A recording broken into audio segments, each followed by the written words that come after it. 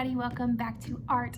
If you did not drop pictures of what you made yesterday in the comments, please do that because I would love to see your work. Now, today we're going to be talking about hand lettering and something that kind of goes along with it called ZENTANGLE, which we'll get to a little later. But first, we're going to talk about hand lettering, and what I love about hand lettering is that there's not really any rules. It's however you feel like your letters should look. And there's all different kinds of ways to do it. So the most important thing today is to not get frustrated, to not let your hand get too stiff where you're worried. We're just gonna play around with it and learn how to write some pretty letters.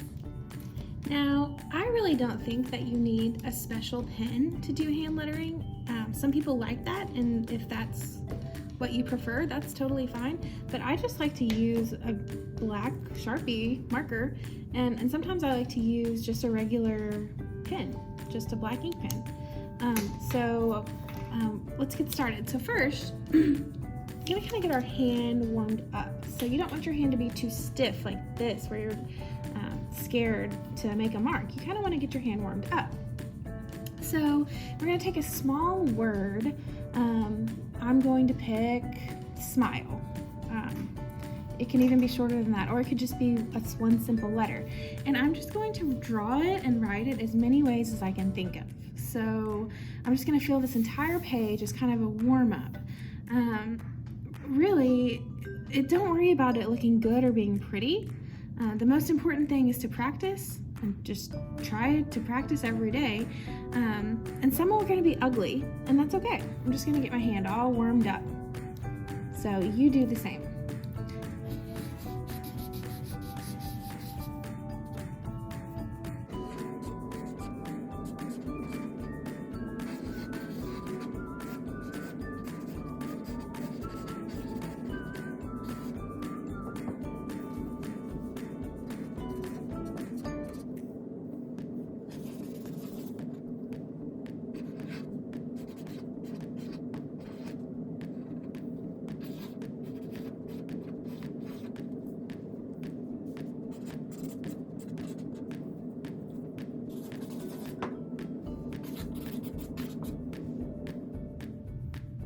Now that my hand's kind of warmed up, I'm gonna get this other sheet of paper, and I'm gonna start trying to make something for real this time. So I'm gonna start with that word smile, and I'm just gonna write it kind of however I feel like it. I'm not sure what it'll look like. I kind of do a mix of cursive and print, so I'm gonna try it.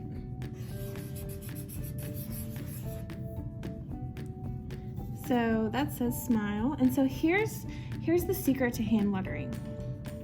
Every time my pen went down towards my body, I'm gonna make that line thicker. And every time it went up away from my body, I'm gonna leave it thin. So when I was writing this, I went like this and I started to go down. So I'm going to take that line and extend it out like this and kind of make sure it connects. And then my pen started to go up, so I'm going to leave it thin, but then it went down, so I'm going to make that thicker, and then it went up, and then it went down, make it thicker. I'm not coloring them in yet, I'll color them in at the end. And then it went up, make this down thicker, went up, leave it thin, and I went down right here, thicker, and then it stayed thin, and here I went down on the L, and then I went down right here on the E. Yeah, so now I can see the spots where I need to color it in, so I'm going to just color that in.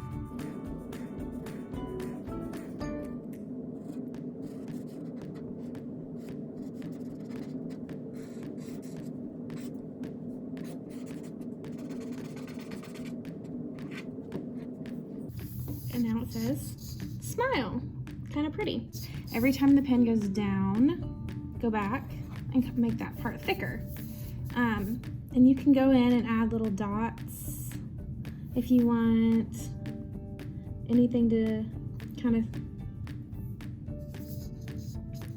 just make it a little bit more fancy. So if you're going to write a phrase, I think it's fun sometimes to kind of mix how you do it. So if I was going to make this say smile more, you could come in and do some more blocky letters. Like smile is all cursive, and you could come in like that, and I like to just kind of go over it and make the edges clean. And it's not perfect, but it does not have to be.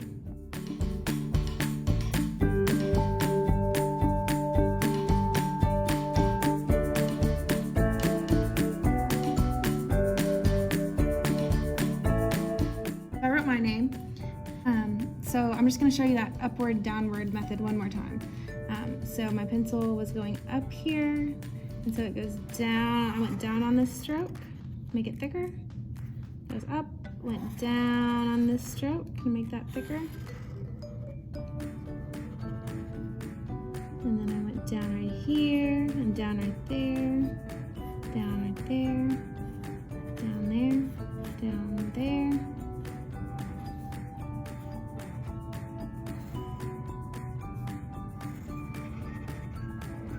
And I'll just go back and color it.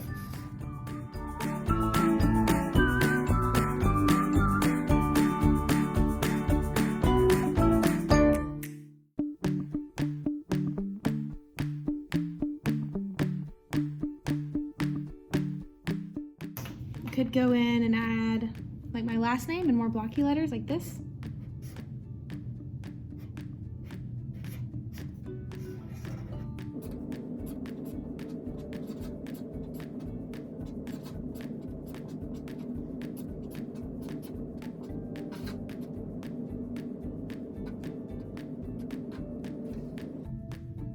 Alright, so now we're going to kind of incorporate our hand lettering into something called ZENTANGLE. So first, I'm just going to write a phrase that I want to make this art based around in the middle. So I'm going to write, I think I'm going to write love your neighbor, because that's what Jesus calls us to do, love our neighbor.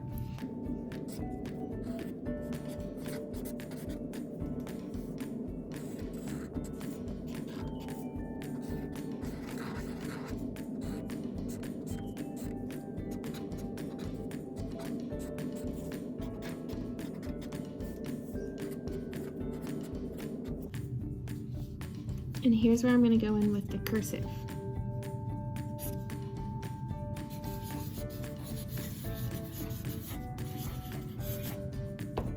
Now, I don't really like how that looks that much, but I'm going to go in with that method of making it thicker and see how it improves. So every time my pen went down, I'm going to make it thicker.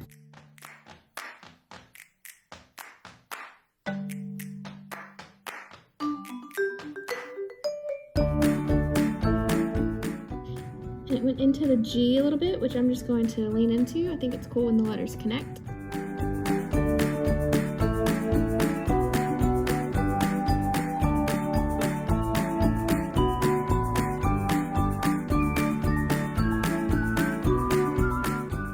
And this is where you can kind of cheat how your letters look. If you think they need to go a certain way more, you can do that.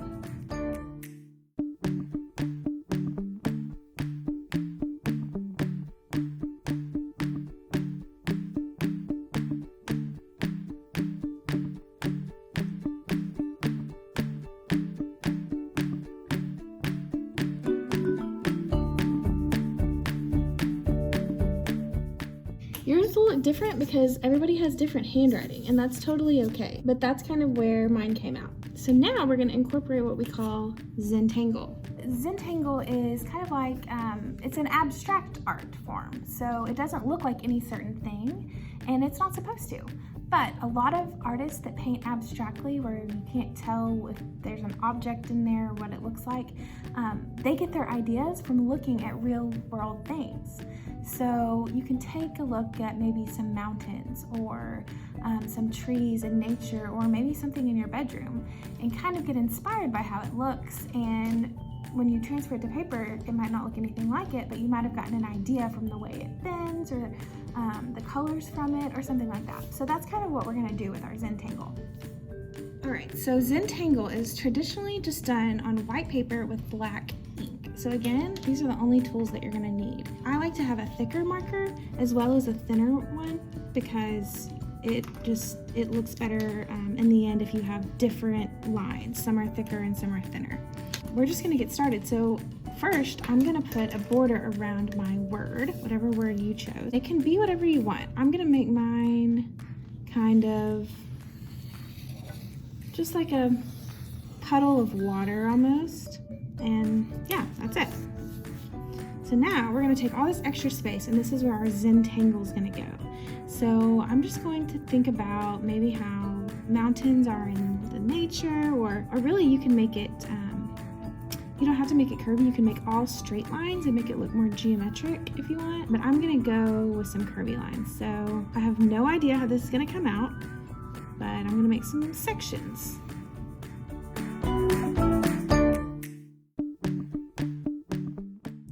Some sections will be bigger than others, and that's okay.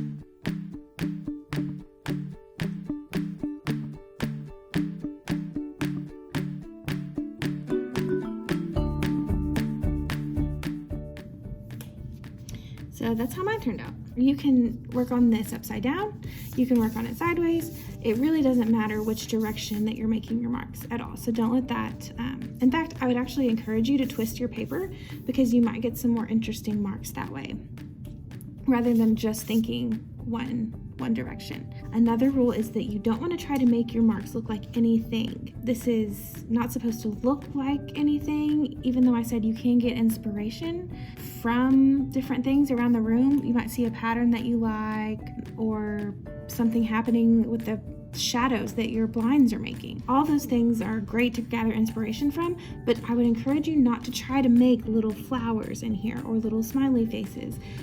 Don't try to make it look like anything. We're just gonna see where it goes. I'm just gonna start with some simple lines. I'll start right here with my thinner pen and just make thin lines. And you can make yours however you want. It does not need to look like mine.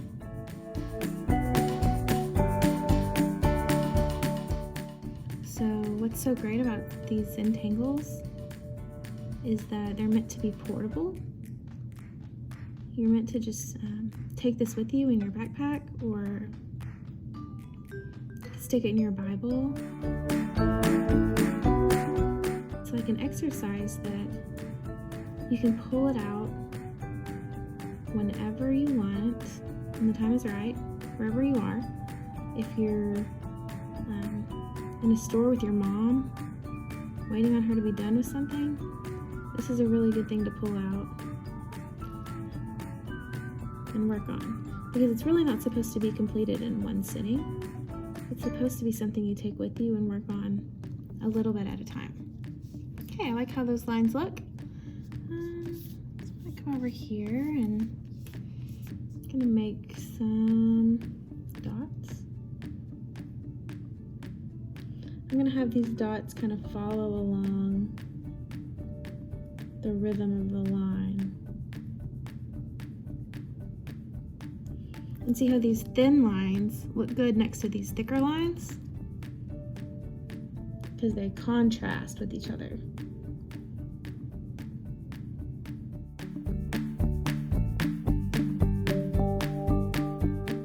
Now what's really important when you ZENTANGLE is that each mark you make is with a purpose. It's intentional. So you really don't want to do this and get in a hurry.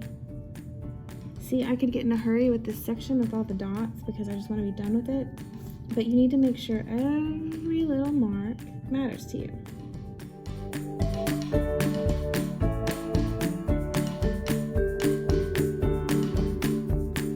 So the ZENTANGLE method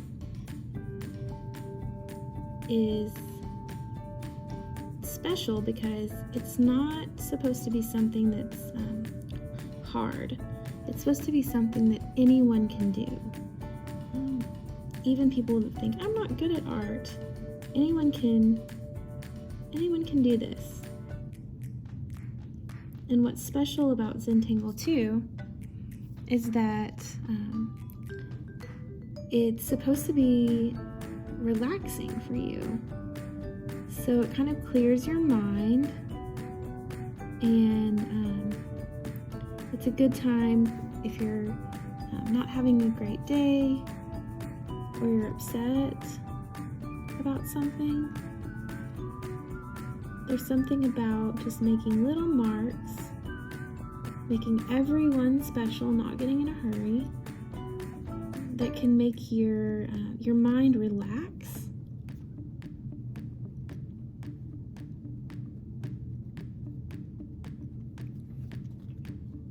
You really just put your whole focus on this. And it's also a good time to think and to pray, talk to God.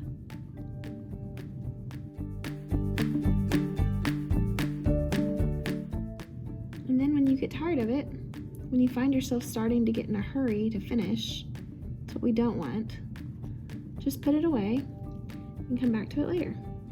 And if you run out of ideas for these little patterns, you can search ZENTANGLE patterns online, and there's lots that you can get inspiration from.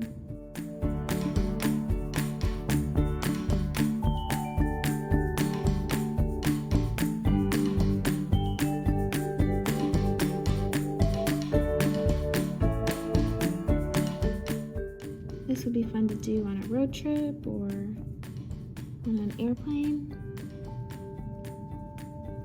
And you can take it with you anywhere because all you need is a pen and paper. It's not messy. So another rule of ZENTANGLE is that they're completely unplanned. You don't have to go in knowing what it's going to look like. In fact, that's kind of the fun, is that you don't know what it's going to look like.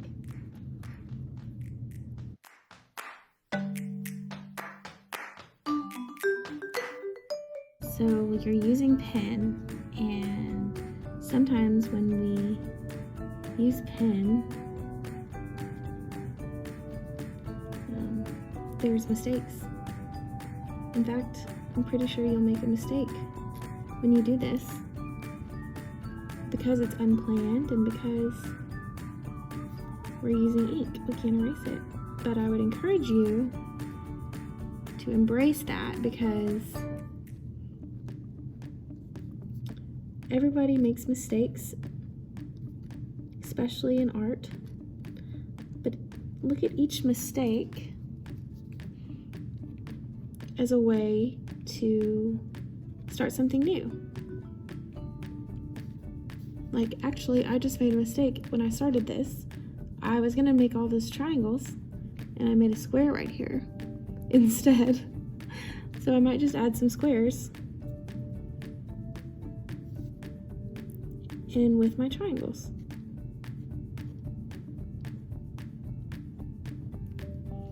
I might even add some more shapes, like some circles.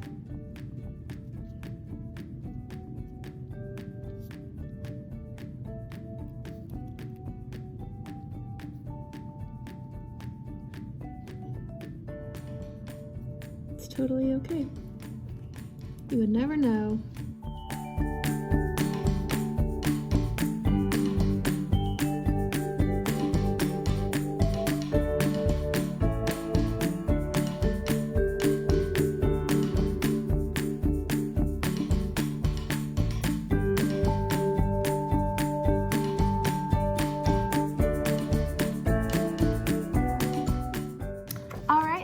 Some time and I finished my ZENTANGLE, and when you look at it at the end, it looks like a lot of work. It looks like it might be hard, but really, if you look at each section, it's very simple. Just simple little marks all put together to make a pretty cool piece of art. Traditionally, they're just black and white, so I like to leave mine like this, but you can color it if you want, whatever you think. So I hope you guys enjoy this and find some time to kind of relax and calm your mind, maybe pray. And remember that there are no mistakes in art. just see them as opportunities. So do it in pen, don't erase, and let me see what you come up with. All right, see you next time.